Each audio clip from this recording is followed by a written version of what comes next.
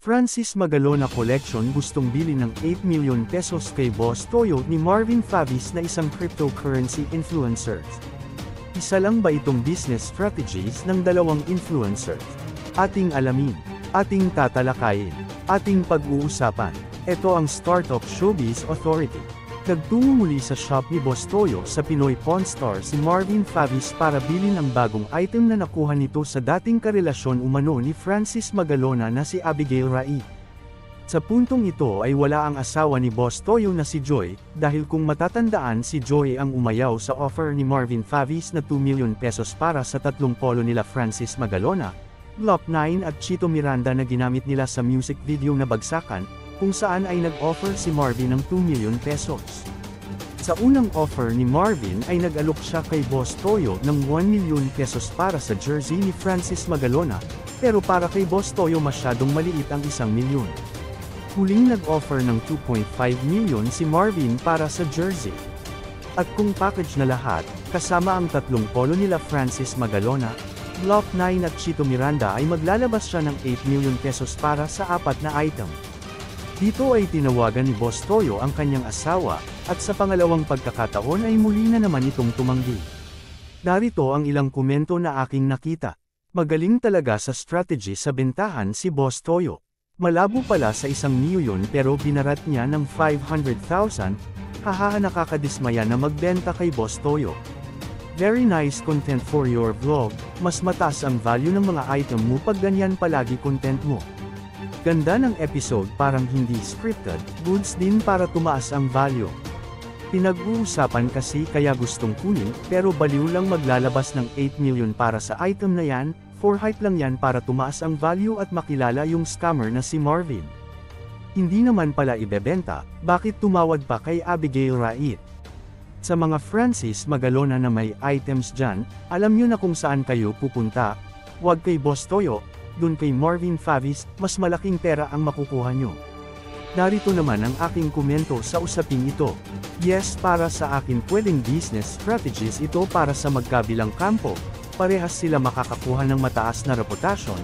Si Marvin Favis mas lalo pa siya pagkakatiwalaan ng kanyang mga investors at kay Boss Toyo naman ay tataas din ang reputasyon niya na lalong pagkatiwalaan ng ibang artist at mas lalong tataas ang value ng item na kanyang nakuha. Pero masyado ng overprice ito kung sakaling matuloy ang deal nila. Dahil marami pang item si Francis Magalona na wala si Boss Toyo, kung gusto lang naman ni Marvin Favis ng mga Francis Magalona collection, bakit hindi na lang siya mag-call out sa kanyang social media? O kaya dumiretso sa asawa ni Francis Magalona na si Pia at sa mga anak ni Francis Magalona? Baka sakaling may item na pwedeng ibenta sa kanya? Pwede din siya dumiretso kay Abigail Rait, dahil sinabi ni Abigail may iba pang gamit si Francis Magalona na naiwan sa kanya bukod sa jersey. Bakit kailangan niyang pag-interesan ang item na nakuha ni Boss Toyo?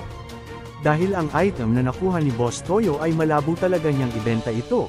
Una sa lahat, pinagkatiwala sa kanya ito ng mga artist at ng mga taong nagbenta sa kanya, para sa plano niyang gumawa ng museum. At alam nating nasa hip-hop community din si Boss Toyo, na pwedeng collection na din ito para sa kanya. Ibig sabihin priceless pa ang mga ito. Kung for the content naman ay parehas silang makikinabang dito, dahil hindi lang si Boss Toyo ang nakabidyo, makikita kasi na nakabidyo din si Marvin Favis.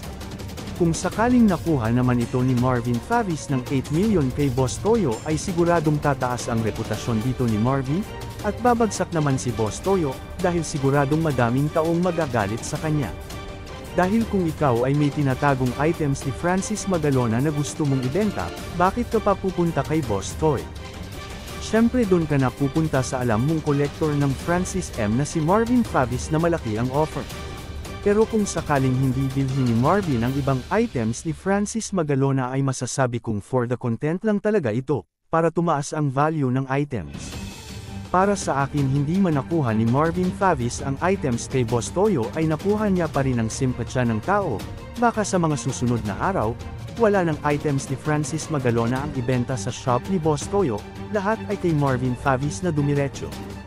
At pag dumating ang araw na iyon, ay siguradong hindi na mag-interest si Marvin na bilhin ang items ni Boss Toyo ng 8 million pesos, kung alam niyang mas marami na siyang items ni Francis Magalona na mas maganda pa doon na may signature pa ni Kiko. At dahil buy and sell ang shop ni Boss Toyo, at nakabidyo pa ay mukhang naisahan lang si Boss Toyo ni Marvin Favis dito dahil sobrang init ng issue, na makuha ang atensyon ng ibang collectors at investors. Ano ang komento nyo sa usaping ito?